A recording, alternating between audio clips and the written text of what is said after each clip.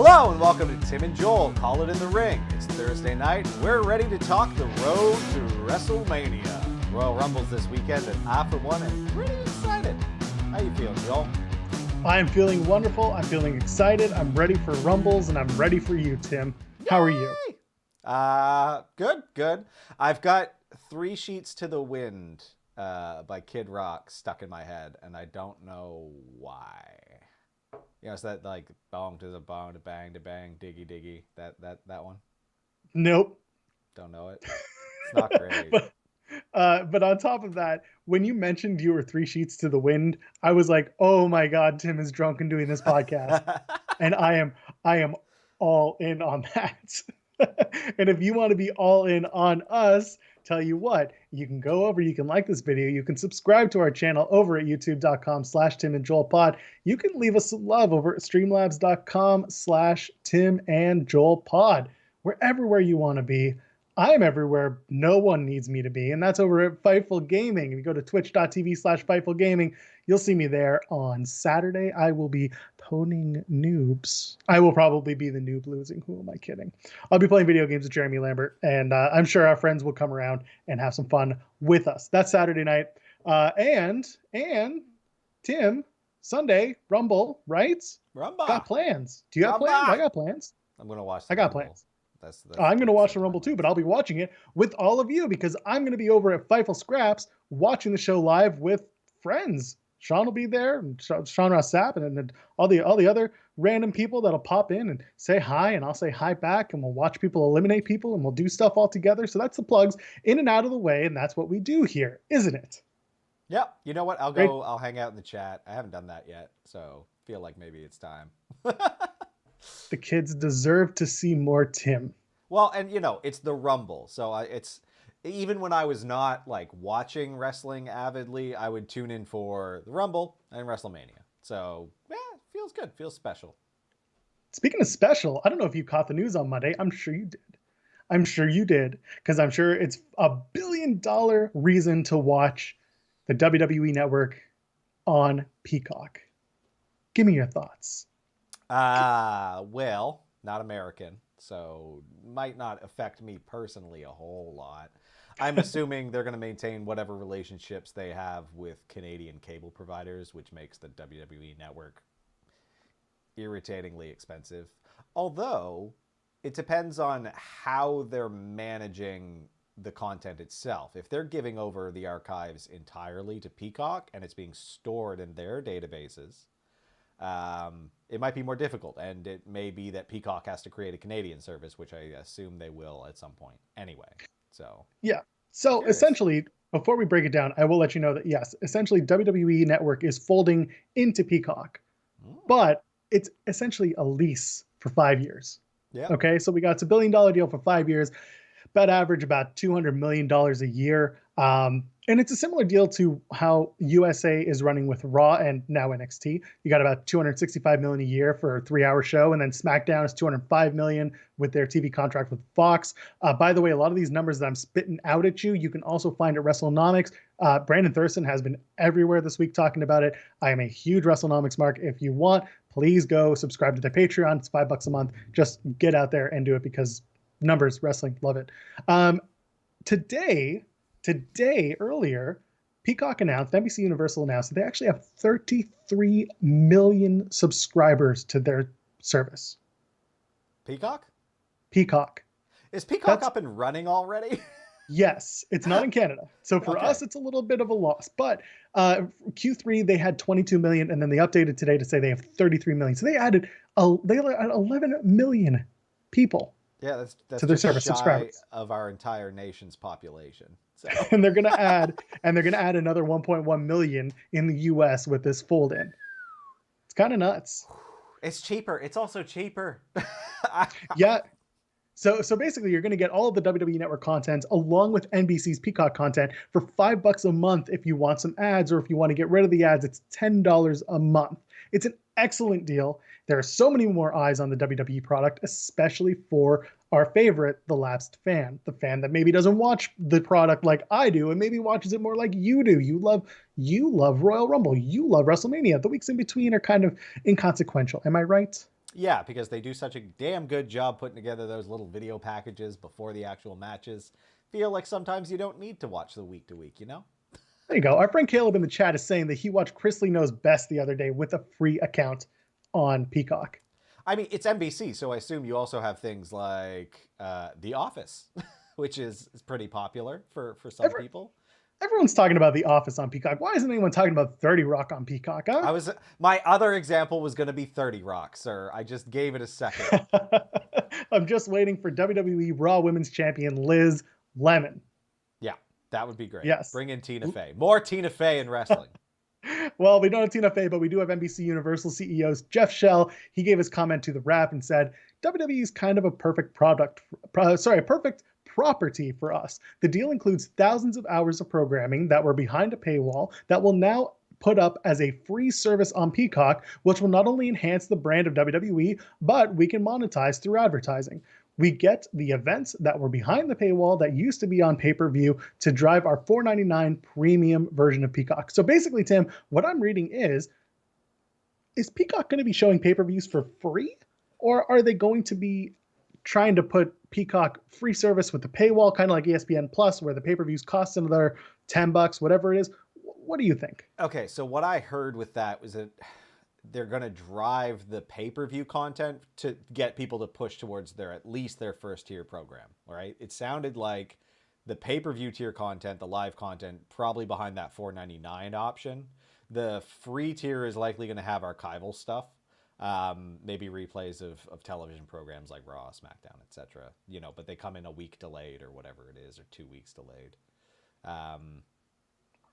Talk to me about pay-per-view, because we were talking a bit off air, Yeah. and my big question was always, if you're watching a pay-per-view and you have the $5 version of Peacock where you're getting the ads, how do you factor in ads to a live show when you're trying not to lag the customer behind to those who are maybe watching free on a $10 version? Yeah, I mean, you're going to see stuff like that. It'll likely move to picture-in-picture if they have any good sense in their mind, right? Like you're seeing it kind of widespread in the wrestling world. Otherwise, you run the risk of aggravating people, but for $5 a month, like even if you are on a delayed stream, I don't think it would anger too many people. And it might incentivize them to go to the $10 a month one. I think there's a $10 tier too. There is. Yeah, so like I can see a bunch of different ways that they could run it without it being too irritating. Picture-in-picture would definitely be the easiest and is already pretty ubiquitous on AEW and NXT and everything right now. So, and the other two programs now. It's fine. I'm curious to see how they're going to do it. I know we don't normally talk MMA, but I don't know, maybe it's time they start moving towards something like this after this weekend. So I was going to say, you had ESPN Plus kind of, shit the bed during that McGregor fight. Yeah. I guess it was a Poirier fight because McGregor didn't show up. Yeah. Yes. He was there for the first 5 minutes, sir. He was there for the first 5 minutes. That's right.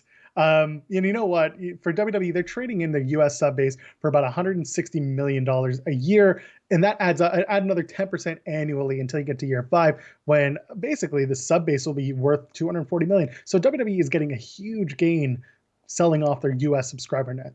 It's kind of nuts. And they just announced their quarterly dividend now. So they're doing good. Yeah. And you know, it's WWE's trend. They're making all of their money by licensing and leasing off their content, and with live events and merch being offline. Well, merch not so much, but merch is absolutely down because you're no longer going to a live event where you can buy the merchandise.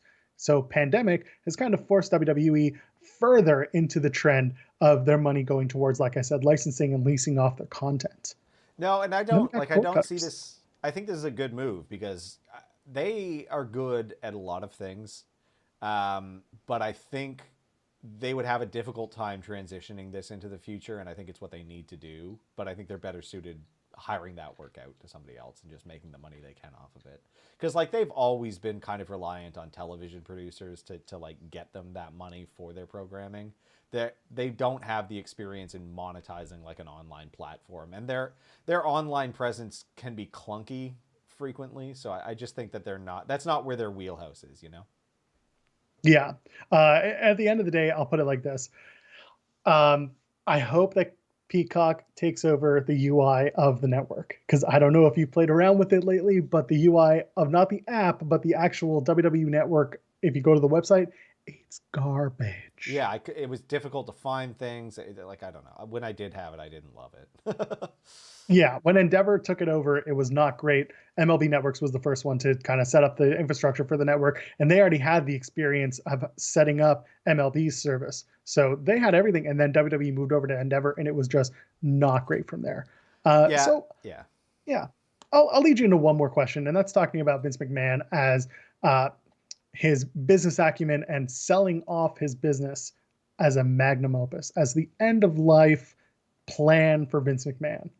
Clearly, NBCU just became the front runner for any sort of WWE sale down the line. And also, whenever he's asked about a succession plan, we're told there's one in place, but we never see it. We know Stephanie's there. We know that obviously Triple H, Paul Levesque, he's there. We know who the players are, but we never talk about what happens if or when Vince goes. So what happens? What do we do? Will he sell before he goes? I mean, I don't know.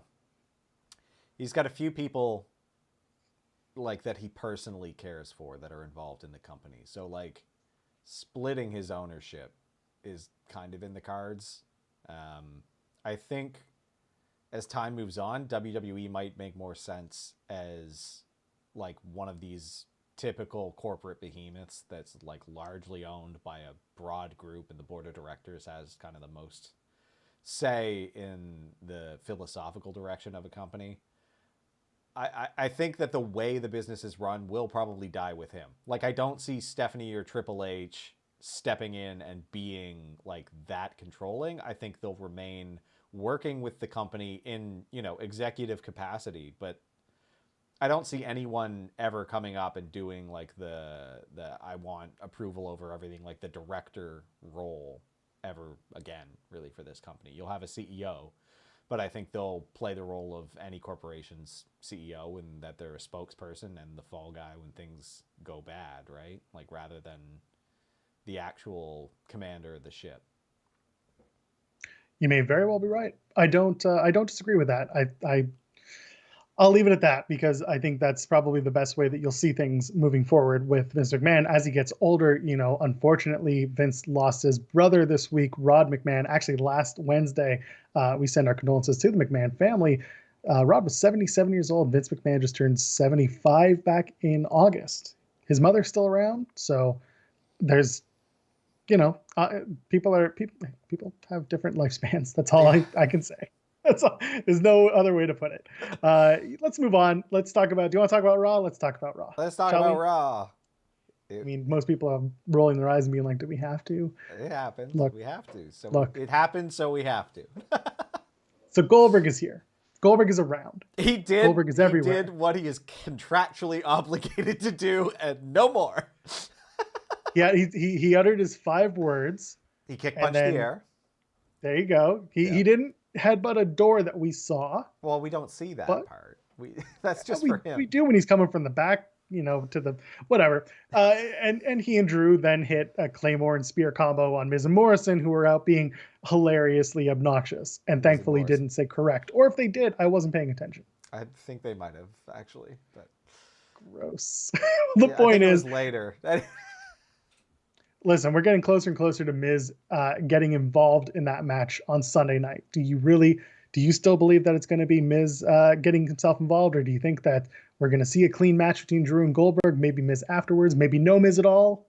I mean, he stated his plan, so, you know. But they're also in the Rumble, so I don't know. You win the Rumble, you get the Money in the Bank, you don't need the championship. You basically guaranteed your spot. I really do think that it's going to be Drew somehow defends against Goldberg, which is what I want, but seems so unlikely because it never happens, because Goldberg always wins for some stupid reason. And I think they're going to use The Miz somehow to protect Goldberg. And I don't really know how they can do that in a way that makes a damn bit of sense, but... Listen. Let me tell you what I think. Okay. Does Goldberg win? I don't want Goldberg to win. Goldberg wins the WWE Championship. I hate you. I know. But John Morrison wins the Royal Rumble. And then at WrestleMania on the Peacock network, it's going to be Goldberg versus John Morrison versus The Miz, who announces he's cashing in, and it's a three-way for the WWE Championship again at WrestleMania on Peacock. Huh? Did I do it?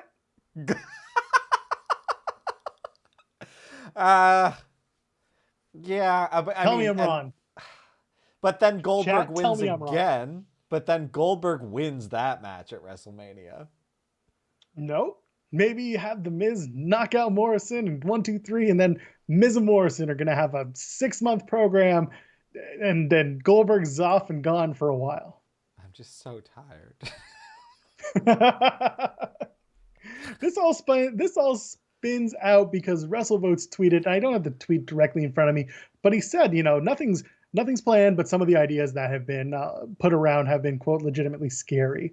So either he means legitimately scary as in like, oh my God, you're all going to hate this, or it's going to be a horror like ending. So maybe the Fiend returns and he wins the Rumble. Yeah. Or he causes Randy to die while winning the Rumble or some weird thing like that. I did see that tweet and I was like, I'm not looking any further into this because I want to be surprised. Like, fair. Yeah, well, that sounds horrifying. Us? I don't know. What surprised us? That women's segment. Which one? Yeah. That entire one? Opening 25 minutes where we saw what was it? It was Nia, and it would start off with Shayna and Charlotte, and then it became a 6-woman tag because Dana and Mandy got involved, and then Nia got involved. That was the first match. I didn't even. Oh my God. Yeah, that was trying to remember it. I remember being like, oh, okay, now it's a 6-person tag, and Asuka's not there, and okay. I don't know. I'm not a big Charlotte Flair fan. You're not alone. There are a lot of people who aren't very much into her. Okay, she gets used so much. I don't know if I'm crazy or not. Like, no, listen, she's not everyone's favorite, but she is the favorite of certain important individuals. Yeah. One thing that people were pointing out, and this was I don't know, I don't like this. People were pointing out, wrestlers being dangerous versus being too soft. That was another thing that came up this week. There was a spot between Nia and Dana where Nia Jax lifted up Dana and she ended up slamming her on what was essentially the back of her head.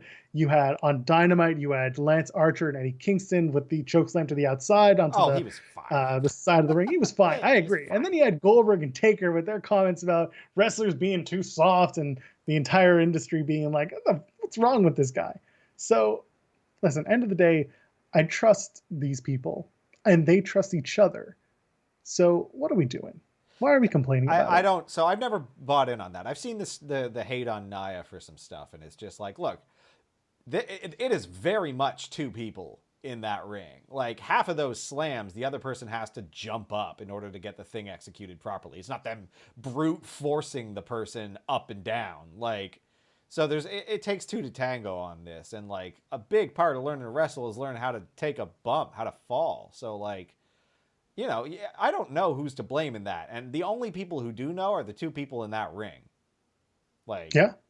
So if they're out there and they're shooting on her, fine. But like, no one really has that I saw. I don't think anyone's been yelling at Nia. Like, and she hasn't been fired. So no, I think this is honestly a common case of people not understanding how strong the other one is, or they're overestimating their rotations when they're coming down and like a lot of it is just their own, it's tough. Yeah, it's a 2-person operation, like you said. Yeah, there's a lot of trust, and no one's going out and being like, she's unsafe, she's screwing me, whatever. I agree with you. I'm glad that you said that. No, it's good. Like, and I don't follow all of that stuff. Like, it's just Eddie's fine, man. I mean, he's got that badonkadonk. He's good. I'm not gonna no. What about the main event from Raw? You got Asuka versus Alexa Bliss. So we got the same matches last week, but longer, is what you're saying. Yes, and featuring Crispy Randy. He showed up. Yeah, and no bell. The match, for all we know, continues to this day. It will never end. It just goes on and on, my friends. Yeah, like I have No ring bell was weird for the presumed DQ. I felt really awkward about that. And I was like, and Randy Orton's burns got worse. He was spending a little bit more time out in the sun. Yeah, It's first degree Florida. burns. Yeah, agitated. Yeah, someone was just like, "Hey, listen, put on some sunscreen." And he's like, "No, I'm from a time when men were men and we don't wear sunscreen." We wear baby oil, damn it, nothing but. That's right. I'm here to tan. I'm not here to save myself from this harsh Florida sun. What is this? Yeah. More mid-match shenanigans too for that match. The rocking horse, a rocking horsey, Tim. Yeah. I didn't like hate it. It's just like it does feel like this holding pattern. Like we didn't advance anything. We saw basically all of this in shortened format last week. You just drew it out more this week. And what do you think of the idea that we could see the three faces of Alexa Bliss in the Rumble? Yeah, maybe. Like it's going to be an arc for sure. She's going to be in that match for probably 30 to 40 minutes, and she might win. So, you think that they can cut in some extra people, some extra fun? I feel like they might do just some stuff with the lights. I don't know if they're going to do the mid-match shenanigans like they've been doing. It's just a lot to coordinate, but maybe it's possible. We have the WWE Backstage special coming up as well on Saturday night, where they're going to announce the men's number 30 and the women's number 1 and 2 entrance to the Rumble. Create some buzz for the show using Fox to draw the eyes. It's a win-win. It's not very popular. See? Meanwhile, you have John Morrison, Sheamus, and Edge, by the way, announced that they were going to join the Rumble field. Yeah, Edge's promo. Best part of the whole show. Very good. Very good stuff. Loved it. World where Edge wins the Rumble? You think Edge is going to win? Who you got? Who's your guy? I really hope he doesn't, because that feels weird for a guy who is like loudly on his last run to take that opportunity from someone like it just, and he's won it before. Like I don't think Edge needs it at all. I think he can finish up his program with Randy, and it'll be a good conclusion to a very strong career. So. And I think he's content with that from all signs that I've seen. So I don't think he needs to. I think he'll play a big role in the Rumble. It'll be exciting, but he's not going to win it, I don't think. This is the only way that I can see Edge winning the Rumble and making something out of it. I think a lot of people forget that between the Rumble and WrestleMania, not only do you have a lot of days, but you have a lot of storytelling and 2 pay-per-views. Mm-hmm. We can get there, including Elimination Chamber. So what do? You have Edge win the Rumble if he wins the Rumble, and then you have Randy Orton win the title at Elimination Chamber in a weird, it could be a schmoz finish or it could be a dominant finish, and then you have Edge and Randy going for the title at Mania. Where does Drew factor in? I don't know. Don't ask me. Yeah, I think he'd be out. I'm just trying to get Edge and Randy into the title program because that's the only one that works. Edge wants to retire, and Randy is the one who's going to do it. So what do? Maybe you have the two in a career versus title match. People will know where it's going, but at the end of the day, it'll be a very well-told, storied match. Yeah. I feel like that'll leave some loose ends with Randy and Fiend. You know? You can get there from other matches, or you can have the Fiend come back later on. Yeah, exactly. Well, speaking of time, we have some Rumble news, and that was that Fightful has learned, this is coming from Fightful Select, by the way, they've learned that the WWE have a Royal Rumble rehearsal planned for noon to 6 p.m. on Saturday in Orlando. It's going to cause some that are already in town for Tampa to make the trip back to Orlando, but the thought process that they were given is that it will be much more convenient for those in Orlando already. Last year, the WWE had the Women's Rumble breakdown into 2 sections to set up the match to streamline the process. However, there was said to have been issues getting the rehearsal started due to tardiness, so they blocked off a larger period of time this year so that they wouldn't have this problem, and here we are again.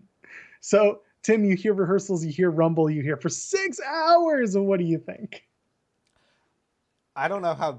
Okay, so this part of wrestling, I know nothing about.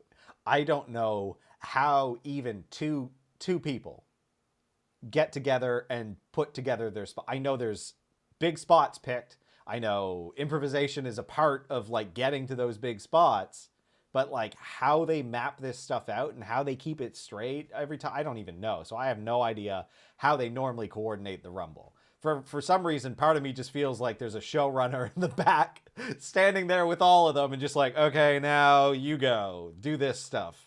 Like, and they're just doing it piecemeal one at a time as the show goes. But I don't know. Well, listen, at the risk of becoming a shill, I can tell you over at Fightful.com, you can go and check out Sean Ross Sapp's feature called Inside the Royal Rumble, which gives you a lot of that information. And no, you just gave that to me. We didn't plan for that plug, but it's a very, very good feature. Good stuff to check out. Improv. I will say this, it's a great improv. And on top of that, the way the Rumble factors in is that there are multiple agents, multiple producers now, as they're called, putting these matches together with various talent. The Rumbles can kind of be more spontaneous where you can call more spots in the ring. But in terms of like regular everyday matches, it's normally the people involved get together, they kind of plan out the spots, but they also have to run it through their producer, get a little yay or nay, and then we see kind of where things come together. Like you said, some people it's the big spots. For other people, it is the whole match is planned out from start to finish. That's more of an NXT, younger, greener type of person thing to do. And then you have some guys and girls who call it all in the ring like we do every Thursday night at 8 p.m. It just, that feels tough to me, like to go out there and just like you'd have to rehearse it so many times in my mind, because like I've done theater and things like that, and just like it would take more than like one quick run through or just talking about it to do it any justice. Like, I don't know. Well, think about it like we've both played in bands, and you always have those songs that you always play at every show. Yeah. You're hitting, it's your greatest hits. You're using a lot of that when it gets to certain matches or when you get to certain styles of matches. You play your greatest hits, you maybe throw in a few B-sides, or you throw in stuff that you're just rehearsing and wanting to try out for fans. That's what wrestling can be a lot like. That makes a lot of sense. So, okay. Good. Well, we're going to give made me understand it. Yes, done my job. We're going to have our predictions for the Royal Rumble on PW Unlimited this Sunday night, but I'm going to ask you flat out, who do you think can win the Royal Rumble? How do you win the Royal Rumble? And what's the strategy? What's the strategy? What's the strategy? Okay, so as they took great care to point out many, many times, you got to go over the top rope. That's what you got to put your opponents over the top rope. You don't go over. You stay far away from the top rope. It helps if you're 500 pounds. Also helps. I mean, it doesn't, because Big Show's never won a Royal Rumble. It's not right. He should win this year. Let's give it to Big Show. He can't lose. He's so big. Yeah. I don't. It also helps to come in last so that you're rested, although not always. That's what's missing this year. They didn't put those spots up for grabs. Like, they're just making AJ Styles destroy people's dreams instead of putting up the like number 30 entrance, or if you lose you're entering number 1, those spots. Like, a relatable story. Yeah. That one person who just foils your hopes and dreams. Yeah. I will say this. One thing that I'm missing this year that they haven't done yet, and I'm sure they'll do it at the show, that's the Royal Rumble by the numbers video. Yeah. Where they give you like how many pounds of flesh are in the ring at one time, or how many times the number 27 has won the match versus the number of 1s and 30s. And that's usually something I look forward to. And I'm sure it'll show up on the broadcast. Normally they play that video for like 3-4 solid weeks leading into the Rumble. But because this year they haven't really given us much of they haven't given us many clues as to who's going to win. Yeah, I've resigned myself to the fact that someone from Raw is going to win the Royal Rumble, because it would cheapen a storyline with Roman, because then that champion, it's all about the championship. Yeah. Whereas every single Roman story has been story first, championship second. Nobody wants the gold. They want to just take down the tribal chief. There's still so much room. Like, there are so many places they can still take that. They don't need it at all. Like, they hit gold when they started putting this program together. So I don't know. Like, part of me is feeling it's gonna be either Bray or like a surprise entrant. Like, that's where my heart's going with it. It's hard to, I don't know. Carlito, bring it. Comes back and goes for the title. I have a feeling he's not at peak performance right now, but. Who would you want to challenge at Mania for any title if you won the Royal Rumble? Like, out of these two, Drew. No. You specifically. You enter and you win the Royal Rumble. You get to challenge for any championship at WrestleMania. Who are you going to face at Mania for a title? Which Wait, title and who? I don't like not the WWE championships. Any title. Any title. All right. Who's easy? R-Truth. R-Truth. Oh, really? He can get up on you. You saw that match with AJ Styles. He can still go. Yeah, he can. That was a good match. Then again, you really want Bobby Lashley or Big E because those two men will No, I don't. Crush. Absolutely not. I'll take Santos Escobar, although I'm a little over 205. Well, it sounds like Karrion might be coming for it anyway. Yeah, exactly. Karrion Kross, the biggest 205 I've ever seen. 300 pounds. The man, listen, he's billed at what, 265 or some shit, but he's 230 on a good day. Yeah, totally. Let's face it. All right, let's talk about WrestleMania for a second. According to WrestleVotes, once a decision was made to run the 2-night card for Mania, the creative team started working on, quote, bigger ideas for WrestleMania. Thought is WWE now needs 4 major matches, 2 per show, and that probably requires outside assistance from big names.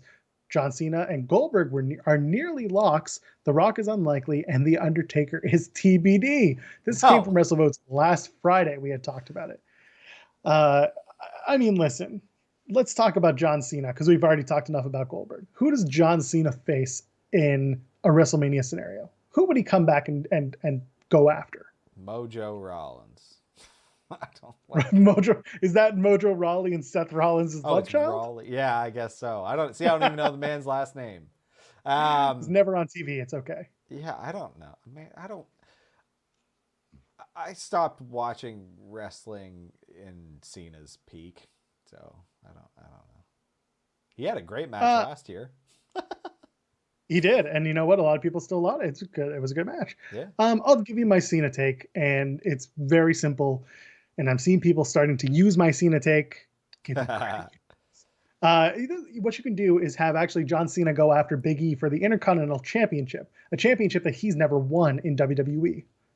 It gives the chance for Big E to win the match. Cena will continue to never get the Intercontinental Championship. And it puts over Big E in a big, big way. Cena will then, say, I tried with Big E, I lost, I am a loser, and I'm going to go fit into my millions of dollars. Yeah, I'd love that. That actually sounds great to me. I think they could put together something really, really strong. One thing you could do, this burns the match though. I don't love the idea. I was just kind of thinking about this earlier. You could have Apollo come in and beat Big E by nefarious means at like Fastlane or again at Elimination Chamber. What you could do is have an Elimination Chamber match for the Intercontinental Championship, have Sammy screw over Big E loses, and then Apollo wins, and then let's say Big E gets revenge, wins the championship back, or John Cena comes and beats Apollo, and then John Cena's the Intercontinental Champion, and Big E beats John Cena. I know I just talked in circles for a second. No. Basically, Apollo champion, Cena becomes champion, Big E challenges John Cena and wins. But I don't like the idea of bringing in Cena to burn a match with Apollo Crews yet. Yeah. Unless it's a very quick squash, like a bring you down to your level, you messed up. Yeah. Yeah, I mean, that'd be a roundabout way to get there. I think they could work it out one way or the other without Apollo in the mix, although he needs something for an identity, right? So, maybe. I was just thinking how, odd it is to put, such a high risk type thing right before WrestleMania, but then I remembered no, a lot of those No Way Out pay-per-views had really brutal matches. They really like to roll the dice a month before WrestleMania, it seems, which I'm here for. It's good. Keep me watching. Mania season is here, and this Sunday it's going to be all over our streams and timelines and stuff. Speaking of which, you can leave us some tip jar love over at streamlabs.com/TimandJoelPod. That wasn't my greatest segue. You can check us, you can like the video, and you can subscribe to us here at youtube.com/TimandJoelPod. Again, I'm playing video games with Jeremy Lambert on Fightful Gaming this Saturday night, twitch.tv/Fightful Gaming. By the way, we started something new over at the Fightful Twitch this past Tuesday, and that was the Impact Watch Along. We're watching Impact, Tim. That's cool. I didn't know that. That's awesome. We're doing it with all of our friends, and Trey Miguel is back. Yeah, we talked about this as a possible option when he didn't, yeah. I'm glad. I, I'm very and glad. I will take the L because I was like, I don't think that we're going to see Trey Miguel back in Impact, and I was wrong. Comes back, has a huge first night, pins Sami Callihan in a main event match in an 8-man tag, trying not to cough all over the place. And in No Surrender, we're going to see Tommy Dreamer celebrate his 50th birthday and face Rich Swann for the Impact World Championship. Why? I hope the tag team match is going to be the main event. That's all I can say. Yeah, I don't. You watched Impact. Did you see the Fire and Flavor Fest? Yeah, I mean, it went exactly as he expected. I liked Johnny Swinger coming in there as the like, hey, I could do this. Like that was a good. I didn't expect that, and it was a nice little comedic touch that really worked for me. I don't know why, because like I knew, they do the Fire and Flavor Fest because it's like Firefly. It's like the memes on that are a little bit out. It's been a while, but well, either way, it was fun. it was Swing Daddy, it was a good time. and then Jessica Havoc and Nevaeh coming in and getting their shots in. I enjoyed it. It was fun. I can't listen to Alicia Edwards talk ever. No, never. She should not. It's like nails on a chalkboard. Straight from my mouth. Yes. Yeah. Yeah. It was a fun bit. Yeah. Oh, I want to go back to Tommy Dreamer just because I saw someone talking in the chat. They said he's been wrestling for 50 decades. I think Matt Stryker, or 5 decades that Matt Stryker said that. And I was like, he wasn't wrestling from birth, Matt. Like, it's just a weird, like, I'm pretty sure that's what he said. Maybe I misheard, but 5 decades of Tommy Dreamer, just straight from the womb and into a barbed wire chair match or whatever. 2020s, 2000s. No, it's impossible. If he's turning 50, is it? Yeah, it's. Is he impossible. lying about his age? Because like wrestlers lie about everything. Like, yeah. Although he says he sent someone a DM saying he's actually 29, so that was very funny. Speaking of 29, who do you think Rohit Raju was talking to in that backstage segment? He's talking to a big, strong person. You couldn't see anyone, just the back. Yeah. My feeling is it's Karam, who was his tag team partner in AAW, and Karam's been hinting at it on Twitter. He was his heater. He was his tag team partner. I would love to see it. That'd be great. I'd love to see Rohit in Impact with like some muscle behind him. Like he seems like the type of guy who could command like a little gang. A little gang. Speaking of little gangs, what do you think of main event Moose this week? Yeah, he's great. Moose is awesome. I love and he's been doing this forever, but like his spear, like too many people do the spear. I'm tired of the spear as like a finisher, but at least he does a little front flip when he does it. Oh yeah, Bahabali Shira, as one of the people in the chat is saying for Rohit's guy. I would nice. Okay. Well, all right, we're going to do it again. We're going to go back to Fightful Select, talk a little bit about Main Event Moose, because on the Impact Hard to Kill broadcast, Don Callis repeatedly mentioned Moose is signed to a 2-year contract in an effort to kayfabe him and take it easy on Kenny Omega. Moose was announced as signing a multi-year deal in 2019, leading many to believe that this was a reference to Moose re-signing for another 2 years. As it turns out, simply storyline. Sources indicated to Fightful that Moose's Impact Wrestling contract is actually up in June, making him a free agent. And as mentioned earlier this year, it's expected that there will be a steady stream of contracts coming due through the first half of the year. So, Main Event Moose could be main eventing anywhere starting on my birthday. Can Moose come and perform at my house? I mean, I think he can probably do that under his current contract anyway. That's true. I could probably make a few bucks to call him, but okay.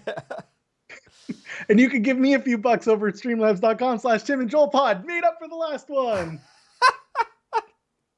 It was fine. I'll give you that one. Oh, good stuff. Let's talk. Do you want to talk about AEW and NXT? Yep. You hoodlum? We hoodlums? Oh my god. You gonna throw your skateboard through a pane glass window? Maybe try to break some glass with your bat, Tim? He's a single year younger than me. Darby Allin is. Stronger than nails, but not strong enough to break glass. Tougher than nails. He's not stronger. Like, Oh, good point. both That's the of them saying, isn't it? struggled with that glass. Like, I don't know, give him some sugar glass, maybe. Like, It's looks so, like, you could kayfabe that glass, and you chose not to. it was. What did he say before chucking his skateboard out? It was lame as hell. Oh, I forget, and I could go back and watch something it. about the streets. It's like, okay. Yeah, the streets need us, and no, we're not gonna get there. I don't think Sting has seen the streets like ever. So again, he started as like a surfer guy. Like, I don't know. Sting never saw the streets, but you know what he did see? He saw the rafters for a good solid year. That's very similar to being a hoodlum. And it's just so weird because of Taz's gimmick in WWE for so long, being like the brawler from Red Hook and stuff. Like, it's weird. The whole time I was like, we're on first name basis, and I wanted Taz during his segment just to be like, we're on first name basis, Steve. Just like, ooh. That would have been good. And like Taz just be like, I only got one name. Like, that's right. Oh, well, okay. And then they beat up the merch guys. Like, yes. And I'm pretty sure one of them was Aaron Solo, who, by the way, is Bailey's husband to be / fiance or husband. Either way, pretty sure it was one of them. Anyway, it was fun. It was fine. And just the hoodlums thing was so ridiculous. I loved it. Eddie Kingston versus Lance Archer. Can we talk about that? A very good match. Very good. A lot of fun. And on our PW Unlimited predictions, we were talking about how there's no way Eddie Kingston can win, but he cannot lose. Yeah. They found a way to have him win in a way that makes perfect sense for Eddie Kingston and apparently elongates the feud, because at Beach Break next week, they're doing the rematch. It's going to be a lumberjack match between Eddie and Lance again. I like it. Yeah, me too. Like, they did a really good job on that. Having Bunny pass him that, like, whatever, loaded knuckles was pretty good. His little backhand was awesome. I liked them hauling out Jake too, especially as like Lance starts to turn face, and he's just like, it's okay, Jake, go relax, been through some stuff. So like, and then they haul him out. I thought that was good, and it's good to see Jake back there. So yeah, it is very nice to see Jake Roberts is getting more involved with AEW Dark as well. So making the most of it, and I'm sure it's good to see that he's doing a little bit better these days. It's nice.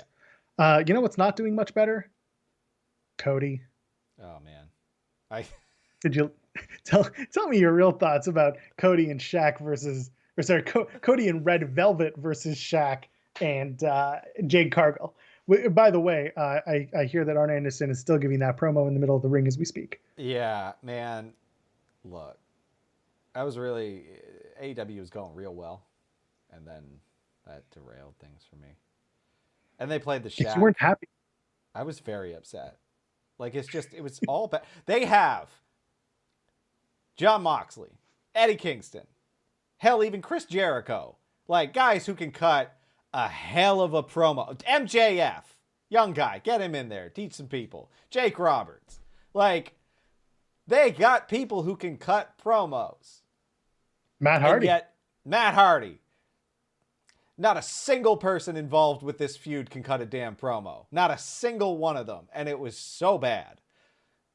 Shaq, unsurprisingly, like, terrible. Just terrible. Weird, like, look like a little girl. I'm Shaq. Like, dumb. Can't stand Shaq. God, I can't stand him. He can't wrestle. Like, he's probably got awful knees. Keep him out of the ring. Cody, awful. I don't know. Like, the second Arn opened his mouth, I knew where it was going. And it's like, Cody, are you just a dumb guy, Cody? Are you like the dumbest guy in the world? Because that was like very obvious what he was going to do. And it was just like, I'm trying not to be super down on it, but that whole segment was really irritating to me. They gotta get rid of that, like, stir in the pot Red Velvet thing. It's so lame. And then to cut to other wrestlers just like doing it on the side, it's not working for me. It's a gimmick. But I will say this. I agree with you that it was a letdown. And again, Cody isn't really doing it for me in AEW. Obviously, he does it for others. But with Cody, um, what was I going to say? Because now, of course, now I'm thinking about stirring it up. And I was thinking about JR just being like, oh, she said the B words, and now she's serious. And everyone's like, Oh come on, man. man, let this be a thing. No, so this match, what I was trying to get to is that it's not about Cody and Shaq. It's going to be about Jade and Red Velvet because Yeah. they are they're the wrestlers on the team. They're the ones who are going to have all eyes on them, not just because they're young, new wrestlers, new in the case of Jade, but because this is going to be their breakout moment. Shaq Which is just a guy to fill the guy role in an intergender tag team match. Cody's just there to bump around with Shaq. But like this is indicative of the problems in thinking in AEW, right? And why we're seeing the issues with the women's match that we are. They seem to think that Cody and Shaq need to be attached to this for these two to get over or to be interesting. And it's like Jade Cargill should probably just not talk and just walk out there. She is a presence, like she's imposing. Just looking at her is enough to get her over as a wrestler because she has a look, right? Put her against someone like Red Velvet, that's such a mismatch in terms of like physical characteristics, height mainly, that like it's interesting anyway. Like it's weird and small-minded and kind of insulting to think that Cody needs to be attached to this to get Jade Cargill over. And again, the way that this was supposed to be was Brandy Rhodes Yeah, I and know, and Cody. it's a And I know you vehicle know for that, her, but I guess. Like, yeah, and listen, I'd rather have Jade and Red Velvet tear it up and do really well than I would seeing Jade Cargill and Brandy not really do much. hmm. Essentially, the way it was with Brandy in the ring would have been much clunkier because Red Velvet's an actual wrestler, Yeah, whereas exactly. Brandy is not a great wrestler, flat out. No, yeah, So yeah, the match will be something. It's not. I don't expect a lot. I don't expect greatness. I never do with Cody matches, to be quite honest. But I'm expecting a lot out of the women who are going to be involved in it because they have the opportunity to tell a great story and give Jade Cargill a great debut.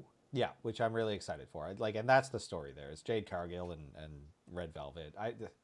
I'm not a big fan of celebrity guest appearances anyway. Full stop. Like Yeah, I just think that they're always so awkward and bad in wrestling, as you know we saw the Snoopy splash. So yeah. Jungle Boy and Dax Harwood, great match. People were tremendous. expecting a lot for two guys who have been tag team competitors for so long. To watch them go out and tear it up for as long as they did, and even with the handcuffs, the post-match beatdown, even Tully Blanchard hitting a damn spiked pile driver from the top rope. Like, Mostly hitting it, yeah, but most yeah. kind of topple over and yeah, flop and fly. But it was fine. It was good, and the match itself was really, really good, as people had been kind of hinting Yeah. towards throughout the week. No, and So Beatdown was yeah, great. I think cutting off the horns of Luchasaurus was or just Luchasaurus. very good. He'll need a new mask. Or to lose the mask. I don't see that happening. He's Really? a literal dinosaur, Tim. There is so much diversity in the AEW locker room. A literal I dinosaur, just what Tim. it's so weird to me, like how someone could choose such a limiting gimmick and hold on to it forever. Like it's tough. Like it works on the indies, but Yep. once you get to this point, it might be the time to start thinking about changing it up. I guess I don't disagree with you. I just think he's going to keep doing it for a while, and eventually they'll unmask him, and that'll be that. Yeah. Speaking of that'll be that. That main event did not do it for me. I don't know how you feel about it. Um, it was okay. Like it was a workable match. I feel like everyone except for SmackDown kind of fell down this week. It didn't. Nothing really got me too excited. Um, the wrestling in AEW was very, very strong, and the NXT had some really good matches too. But like we'll talk about that when we get there. Um, main event, no, it was fine.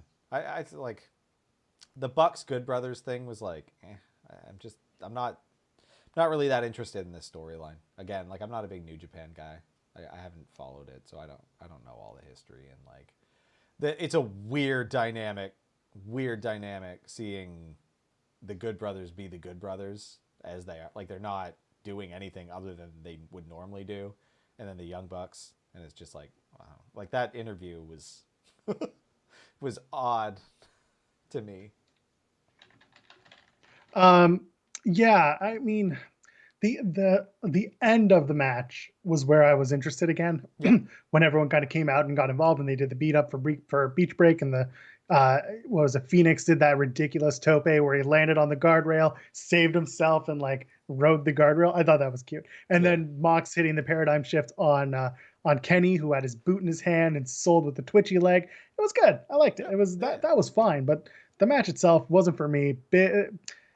I I like Gallows and Anderson. I like the Good Brothers. They're fine, but like I listen to their podcast every week, and every week I'm just like, it's a bunch of guys making dick jokes. It's sophomoric, and sometimes I don't want that in my wrestling. There's a time and a place for it, but they're doing it every week. Like on BTE every week, it's just them making dick jokes and swinging the titles around between their legs and being like, I got a big one. And it's like, come on, man. This isn't men were men times. Like I don't mind it. Like I love Talking Shop Mania. I love when they do that. It's like the last two enjoyed both immensely, but like, yeah, I don't know. It feels out of place in this, and it's just like I don't get the appeal. I don't know the faction, so I feel like I'm just a little bit. It's a little too insidery for me. Like you got to be deep into Yes. wrestling to be doing this, and it's just like I don't know.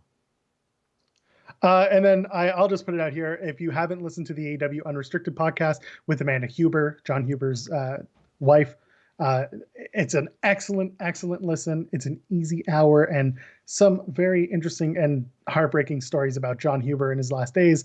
Yeah, check it out. Brody Lee and his family are just like they're being taken care of really well by AEW, and it's not fake, and they're not parading the family around. A lot of this is you'll listen to it, Amanda Huber on AEW Unrestricted, and it's a really good interview. Go back, listen to that. Let's talk about NXT. We are moving forward, aren't we? Oh man, shall we? Yeah, let's go. Women's Dusty Cup dates, because Dusty Cup updates. Okay, cup dates, fine. Dakota Kai and Raquel Gonzalez defeated the team of Aaliyah and Jessie Kamea, who are now with Robert Stone, and Shotzi Blackheart and Ember Moon will probably have a match on 205 Live this week, I assume, because they are the last to have their quarterfinal match. So that's Women's Dusty Cup. And cup dates for the men. Grizzled Young Veterans took on Rough Hour and won. Really shocked that Gargano, in theory, didn't factor into the finish. I know, but they did the post match. They did, yeah, which was less expected, kind of odd. Dexter Lumis also there. It's like I don't know what they're going for. It feels like they're just leaving doors open, and they'll decide later with the direction for these guys. Like, because I don't know. Yeah, and again, we talked about it on PW Unlimited, where we do our weekly draw series, that they're pushing the single stories through the tag team tournament, which is good and bad, but it's also kind of showing that NXT's tag teams there are a lot of push together talent just kind of making their way through this whole thing. Yeah. And like Grizzled Young Vets winning was expected. Didn't expect it to be as good of a match as it was. Like it was probably the best one all night. So I really enjoyed that. Yeah. Good to see. Very happy. Cup dates. MSK moves on. They defeated Dane and Drake, who have new music. Yeah. It's very good. Got that hardcore friendship music. Yeah, I'm liking it. Like I like them as a tag team. Again, I hope that NXT uses this as an opportunity to then maintain a tag division, because I think that's a good spot on the card for Drake Maverick and Killian Dane, like for their entire careers. Like that seems like that would be fine if they can kind of live within that realm. I see them both as being pretty mid-card, which is nothing to shake a stick at. So might be time to split them up and just kind of do the whole "it was nice while it lasted" type of thing. That'd be good. Yeah, no. Do that. No, don't do that. No, keep them together. Okay, great. Okay. I like them. MSK team. MSK tremendous. Yes. MSK will take on the winners of Lucha House Party and Legado del Fantasma. Speaking of Legado del Fantasma, we were supposed to get a Cruiserweight Championship match between Kurt Stallion and Santos Escobar. Did not happen. By the way, Angry Regal is the best Regal. Yeah, it was pretty good. He was fired up. It worked really well. That whole segment was well done. Legado did a really good, they did a really good job acting that out too. I thought that was really funny. So yes. By the way, we talk about it on other shows that Kurt Stallion has had this opportunity since what, November, when he won the championship opportunity. Apparently, he went to social media and he actually said there was never a set date for his cruiserweight championship match. It was more like a call your shot type of thing. So I like to see him covering that up on Twitter a little bit. It's good. That is good. Uh, Okay. yeah, The character that they're going with him though is starting to feel a little hangman-y. Did you get that vibe? That's from the vibe I got. Texas. Yeah, that's a lazy character. Like Hangman's Hangman is fine. His works because there's one of them right now. Like I don't want two of them at the same time. Like it's not One's a like lot there's bigger than the never other. been, there's been cowboys historically That's right. throughout all of wrestling history. But like Bob Orton's calling up WWE and just being like, no. I'll come back and I'll kick them all. but yeah, I don't need to see two at the same time. So like whatever. What about three at the same time? What about a possible three-way match at St. Valentine's Day Massacre between Tony Storm, Mercedes Martinez, and Io Shirai? Yeah, that seems pretty likely.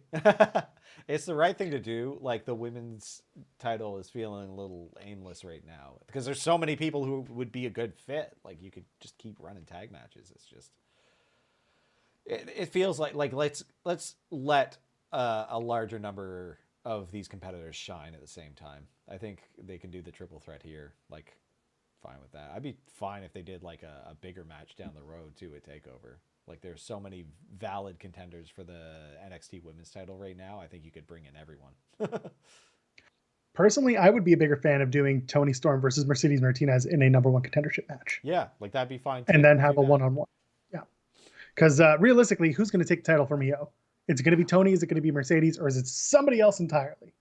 Raquel eventually is my guess, but they're running the tag tournament Yeah. right now. And before we get to the main event, what about Walter's Florida vacation? Huh? Yeah, Saw I guess it's the going Imperium that way. video. Yeah, we were talking about which way it would go. I thought it was going the other way, but I guess it means they're coming here, which would be good. I do like Walter, and I think he needs to have a broader. Like I like watching him, because I don't watch NXT UK, so I want him on the Not program alone. that I do watch. The Imperium video was very good stuff. Yeah. I wouldn't mind seeing Walter show up in NXT in the US sooner than later.